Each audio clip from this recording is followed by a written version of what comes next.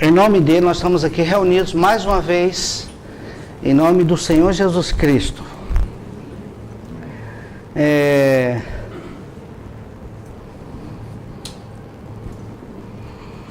Hebreus 7, 24. Sempre quando a gente estuda Hebreus, para quem gosta de estudar os livros da Bíblia, é bom estudar bastante Levítico, porque são dois livros interligados. Assim como para você estudar Efésios, é bom estudar o livro lá de Josué. Para você estudar Gênesis, é bom estudar o Evangelho de João, junto com Cantares. Então, é assim que se estuda em conexão, porque o Novo Testamento, ele explica o Velho Testamento. Então você não pode estudar o Velho Testamento fora do Novo Testamento. Hebreus 7:24. Por isso também pode salvar perfeitamente. Se você clicar na palavra perfeitamente, você vai encontrar a palavra completamente. Os que por eles se chegam a Deus, vivendo sempre para interceder por eles.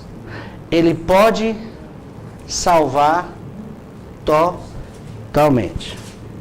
Vamos entender a luz agora, usando Levítico capítulo 1. 25. É o 5:25, eu botei 24 aqui. É 5:25, 7:25. 7:25.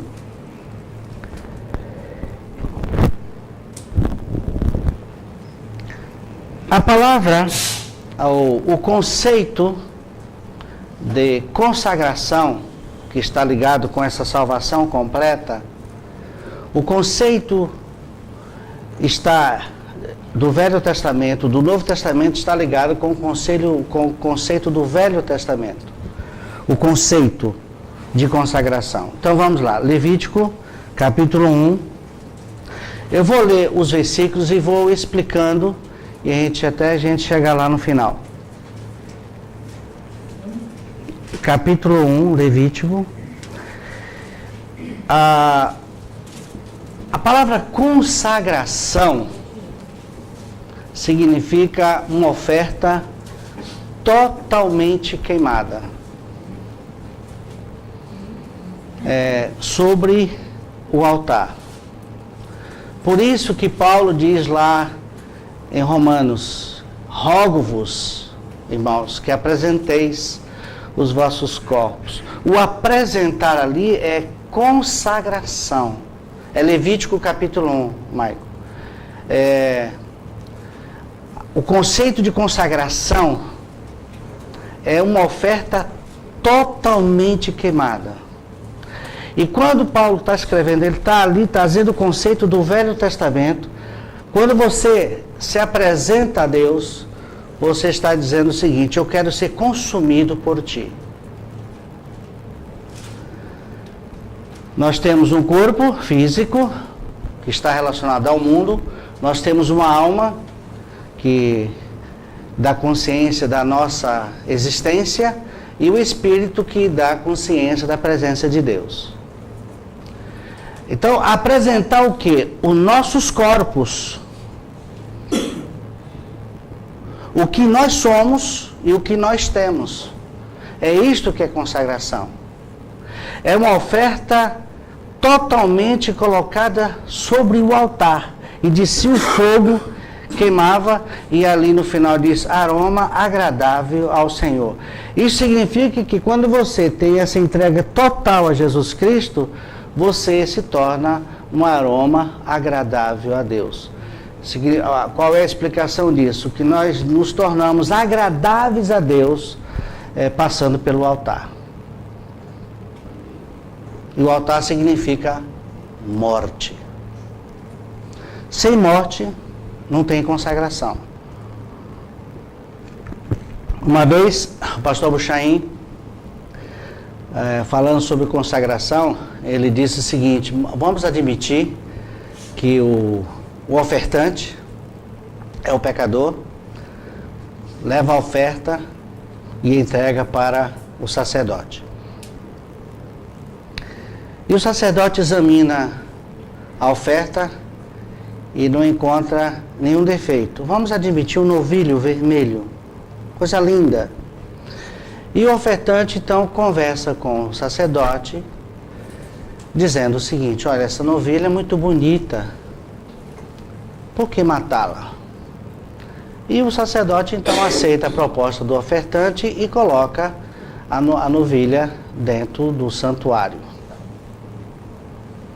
O que vai acontecer com aquela novilha viva lá dentro?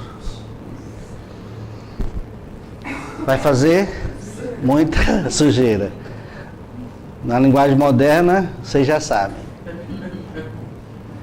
É exatamente isso. Tem muita gente que entra nas assembleias e se torna um líder sem passar pelo altar. Então vai fazer muita sujeira. É isso que está acontecendo com a igreja do nosso Senhor Jesus Cristo.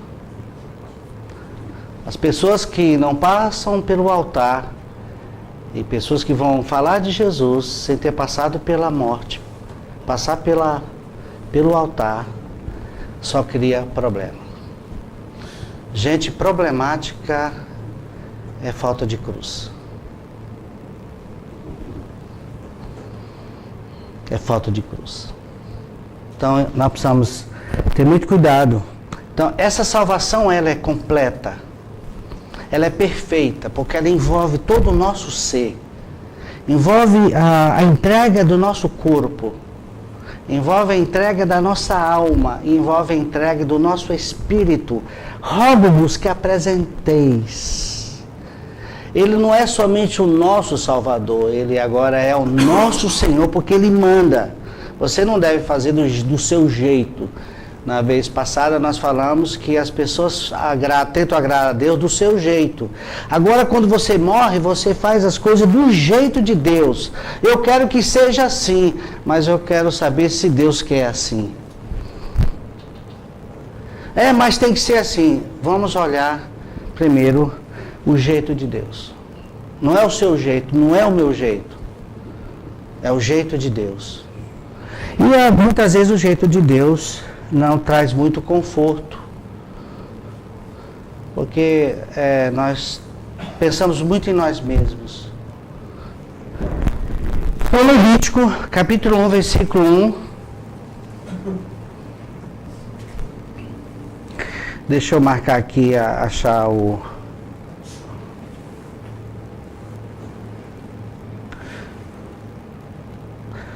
Chamou o Senhor a Moisés e da tenda da congregação lhe disse: observe que Deus falou a Moisés no Monte Sinai.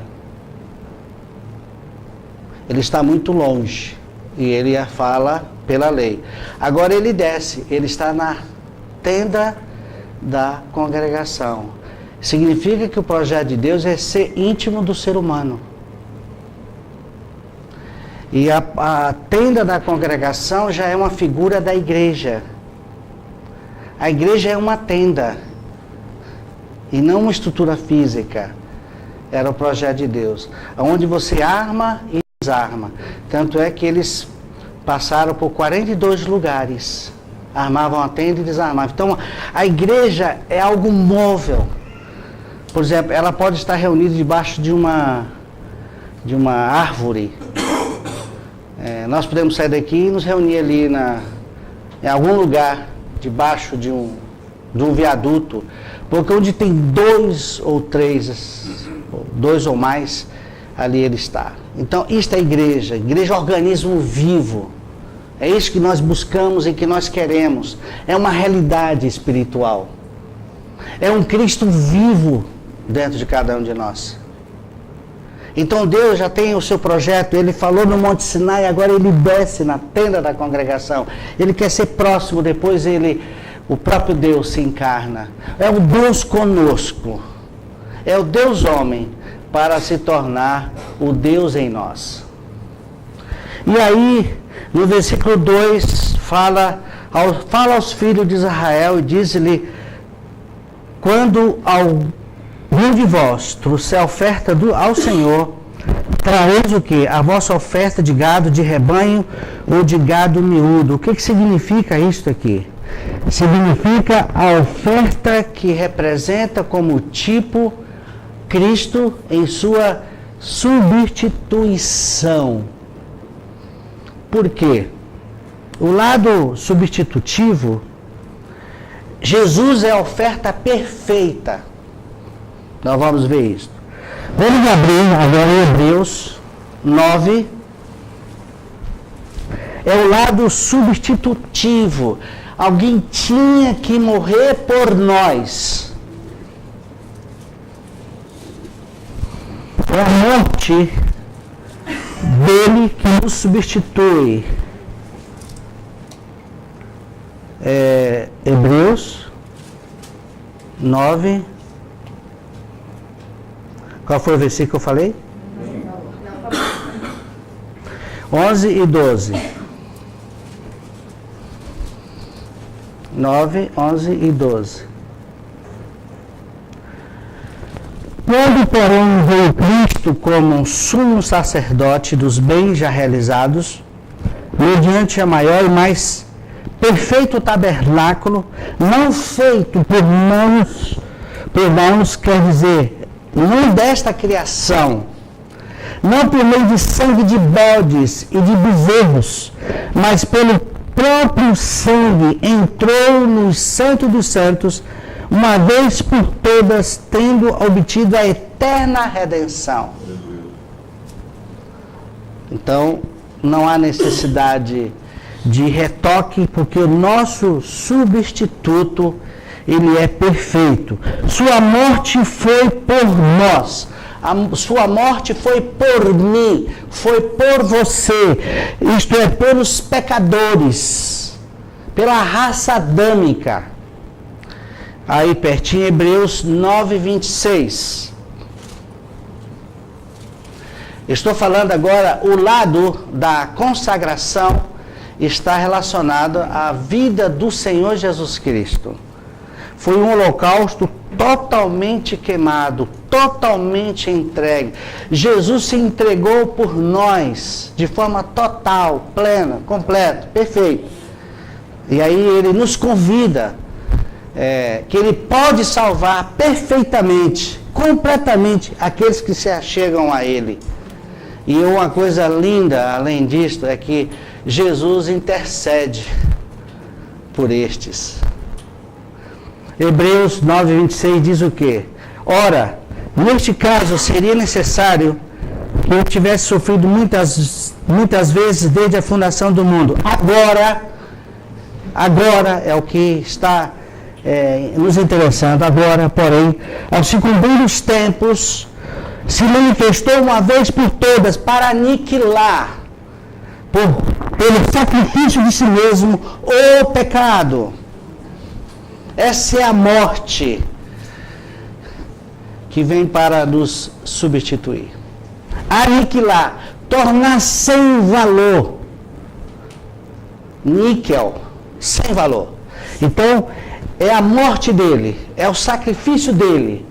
Agora, Tito 2,14.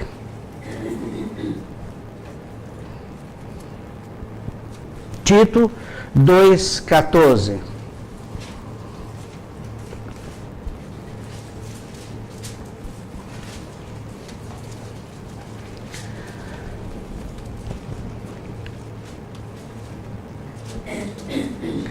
Diz o que aí? O qual a si mesmo se deu por nós, a fim de remir-nos de toda iniquidade. Não é de alguma. E purificar para si mesmo um povo exclusivamente seu, zeloso de boas obras. Agora que Cristo vive em você, você tem um amor profundo por Jesus e vai querer falar deste amor para outras pessoas. Que isso vai redundar em obras. a fim de remir-nos de toda iniquidade. Por isso que o sacrifício é perfeito. A redenção é perfeita. Não há mais repetição. Uma vez por toda. Remir-nos de toda iniquidade. E, são duas coisas aqui que depois a gente vai falar, não hoje. E, primeiro, nascemos de novo. Deus troca o nosso coração, Deus troca a nossa vida, Deus substitui a nossa vida. Ele renova o velho homem, estabelece um novo homem. E este novo homem agora vai crescer no relacionamento com Jesus para se tornar parecido com Ele. Esse é o alvo maior. Não é nos tirar o pecado e Ele viver em nós e vivermos uma vida sem sentido. Não, agora a esperança do cristão, a esperança da nova criatura, a esperança daquele que nasceu de novo, vai se tornar parecido com Jesus, Judite. Amém. E se não estiver nesse caminho, alguma coisa pode estar acontecendo. Bem, o versículo seguinte de Levítico, vocês voltam lá.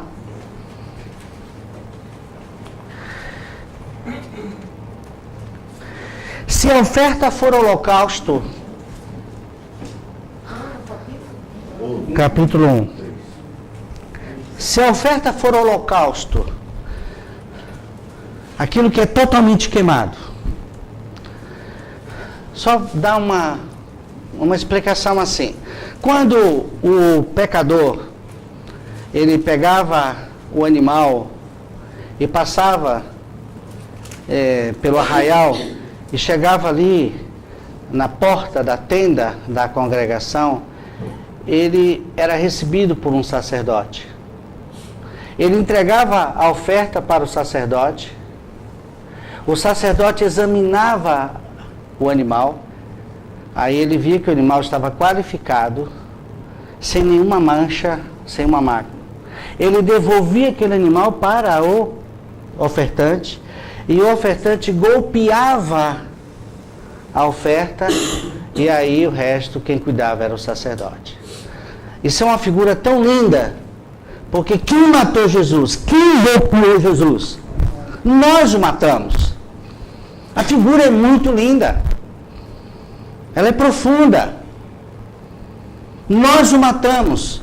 Por isso que não é somente uma substituição, um sacrifício substitutivo, mas ele é também vicário. Não é uma palavra estranha para nós, pode até ser. O vicário significa que ele não só nos substituiu, mas a oferta tem que ser perfeita, sem mancha. Jesus não podia ter pecado. Ele não teve pecado, porque se tivesse pecado, ele não seria o nosso substituto. 2 Coríntios 5, 21.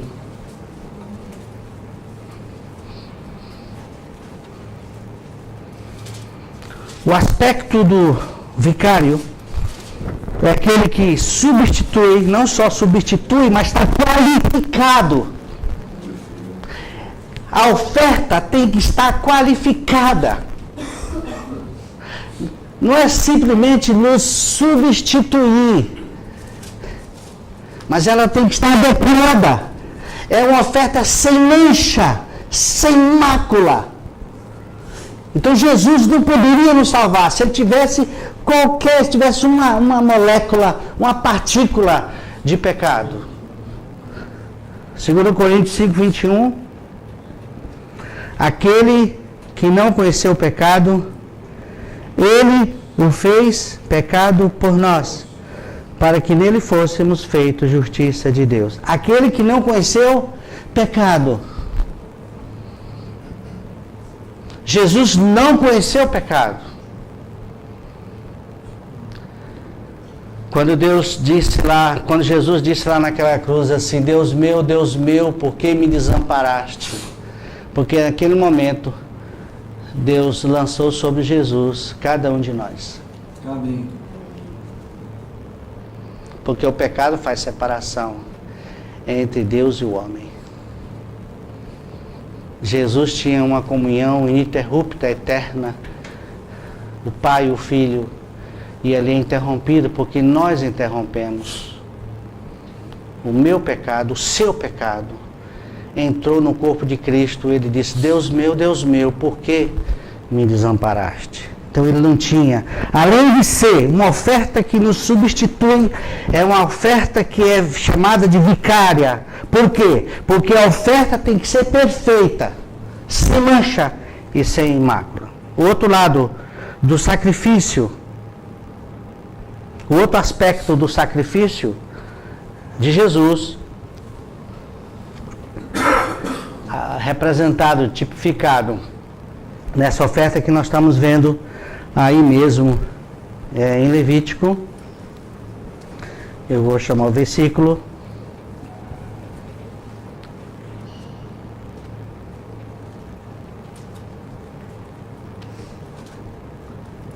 Versículo 4. Diz o que? E porá a mão sobre a cabeça do holocausto. O que significa isso aqui? Olha, não é simplesmente uma substituição. É além de uma substituição. A oferta é perfeita, sem mácula e sem mancha. Agora, o colocar a mão sobre a cabeça do holocausto significa transferência, identificação. O que aconteceu naquela cruz? Nós fomos colocados no corpo de Cristo. Agora nós estamos, não simplesmente nós não só fomos substituídos, mas fomos identificados. A morte de Cristo naquela cruz foi nossa morte, foi a minha morte, foi a sua morte. Isso tem que ser um fato consumado. No aspecto identificativo, vemos a nossa união no seu corpo naquela morte. Isto é, a morte e ressurreição de Cristo é minha, é nossa também.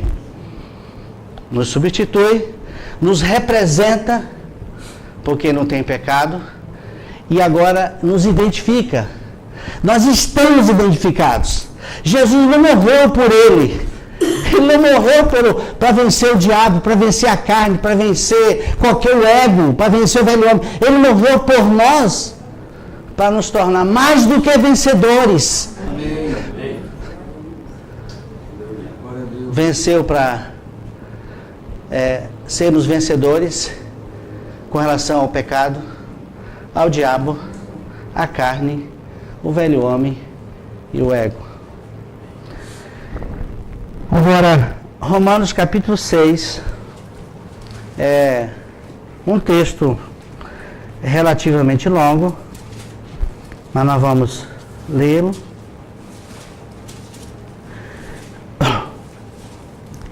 Substitutivo, vicário, identificativo. Que diremos, pois? Permaneceremos no pecado para que seja a graça mais abundante?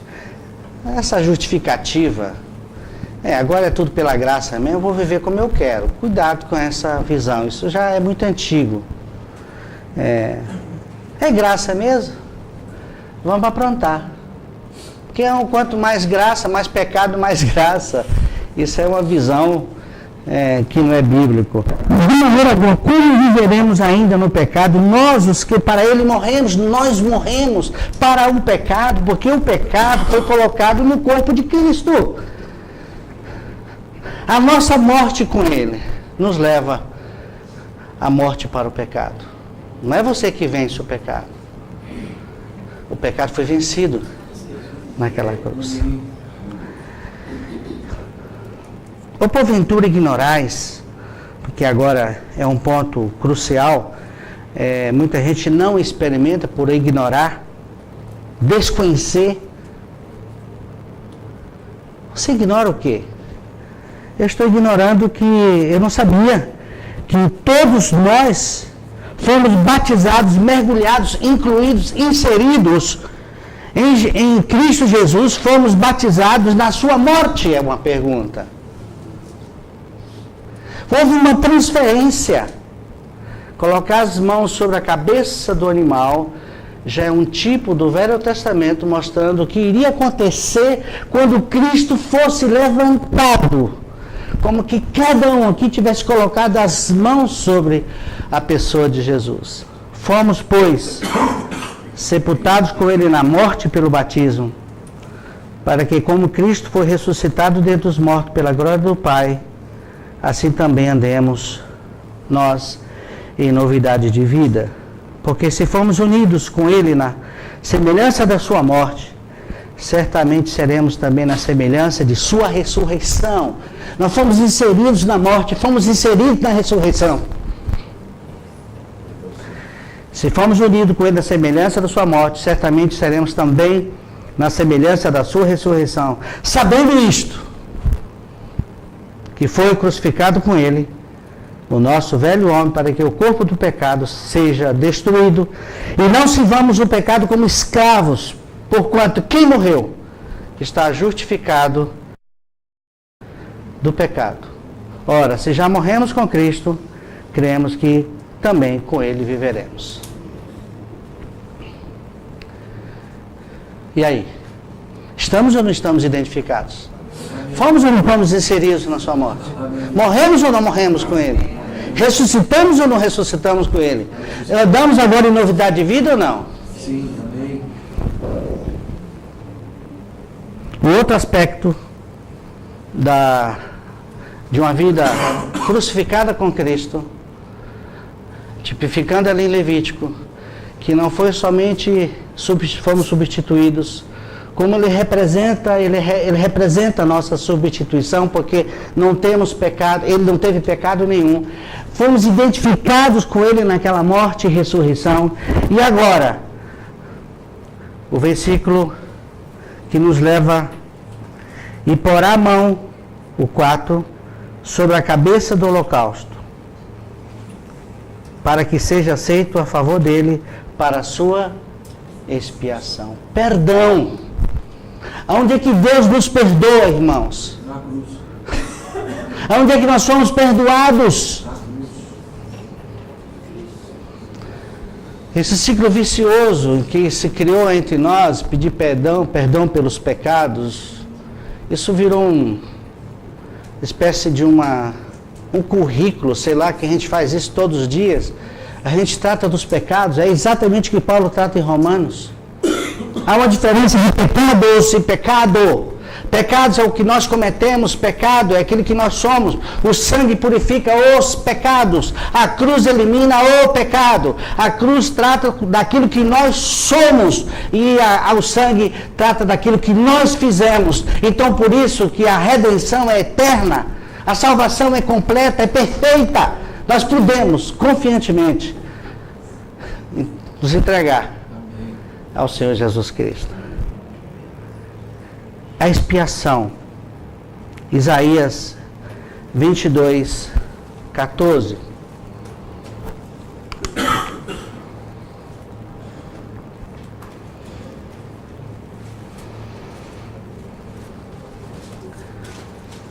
Você quer ser perdoado por Deus? Você precisa morrer. Você precisa ganhar o perdão de Deus. Morra! E o que eu fiz no passado? O sangue purificou. Amém. Não há mais nenhuma dívida. Tudo que você fez, deixou de fazer no passado, foi riscado. Está na Bíblia isso. Ele cancelou toda a dívida. Tudo que você fez, tudo que deixou de fazer, seja lá pecado cabeludo ou qualquer tipo de coisa, o sangue já purificou. Amém. Você não tem mais nenhuma dívida para com Deus. Agora, o perdão, mas o Senhor dos Exércitos declara aos meus ouvidos dizendo, quem tem fé para ouvir, ouça. Certamente esta maldade, que maldade é essa? Nossa natureza que herdamos, ou o pecado que nós herdamos de Adão, a transgressão que nós herdamos, aquilo que está aí no folheto. Nós não somos A transgressão é uma coisa herdada e não adquirida. Cometemos transgressões porque somos transgressores. Ninguém vai para o inferno pelo que faz de errado. E nem vai para o céu por ter feito coisa certa. Nós já nascemos rumo para o inferno, gente. Acorda! Levanta-te dentre os mortos e Cristo te iluminará.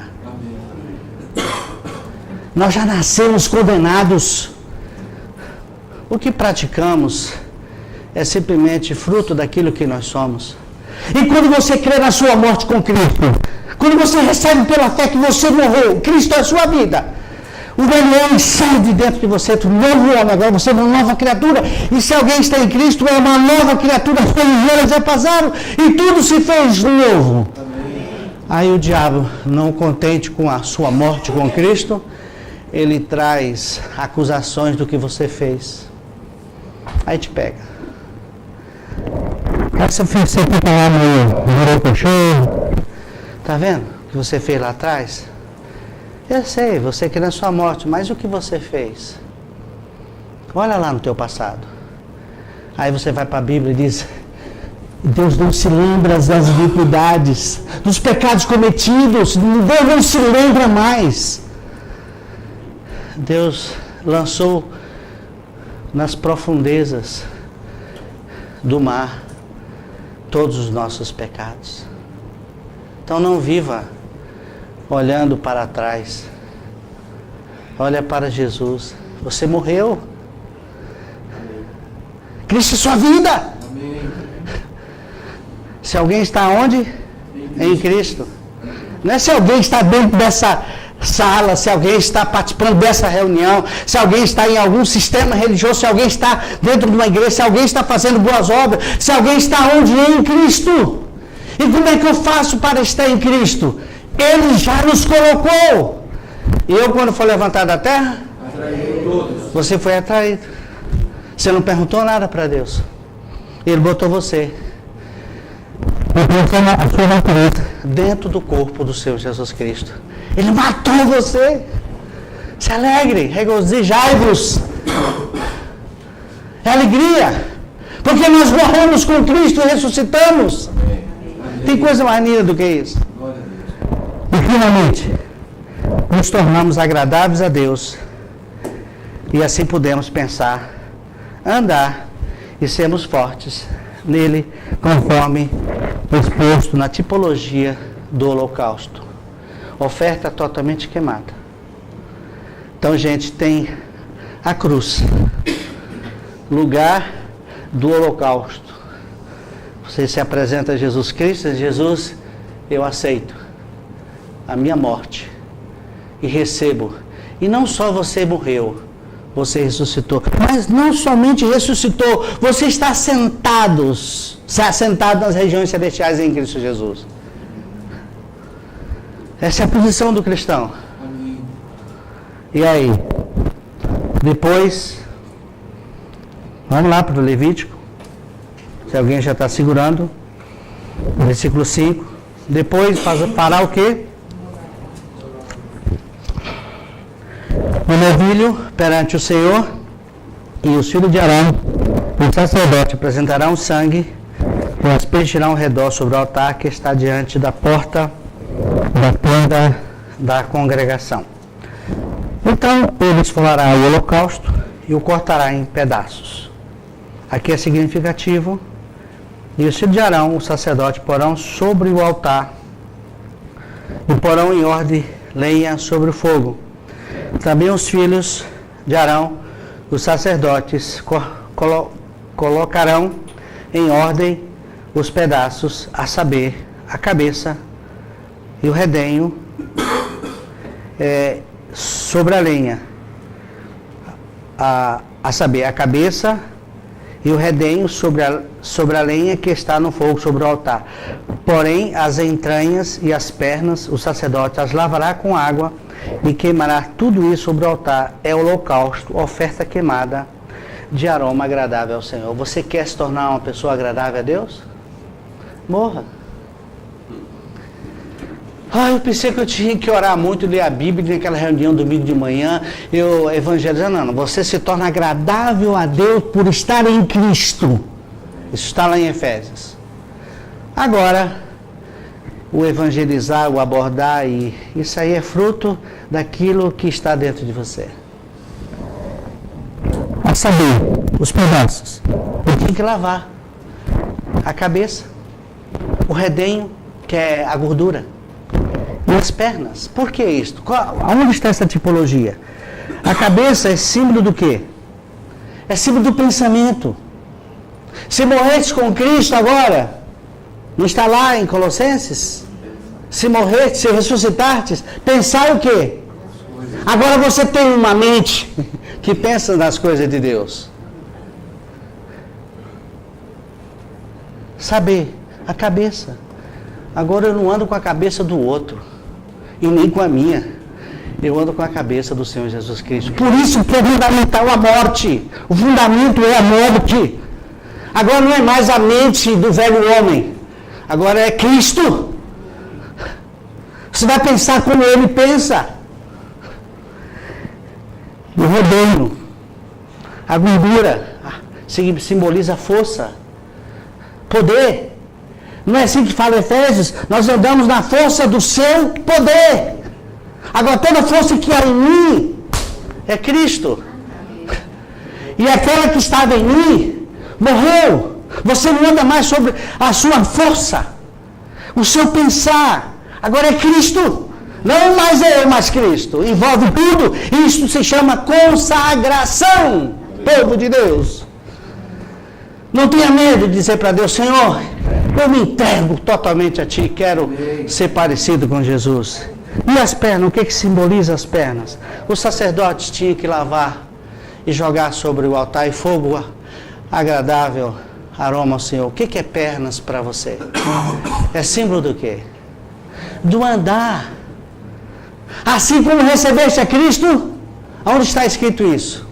Lá em Colossenses.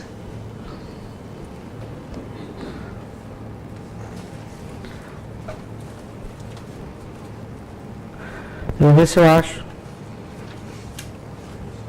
Capítulo, se eu não me engano, é capítulo 1, mas vamos lá. O capítulo 2. Acho que é o capítulo 2. Deixa eu ver se é. Eu acho que é o versículo 8.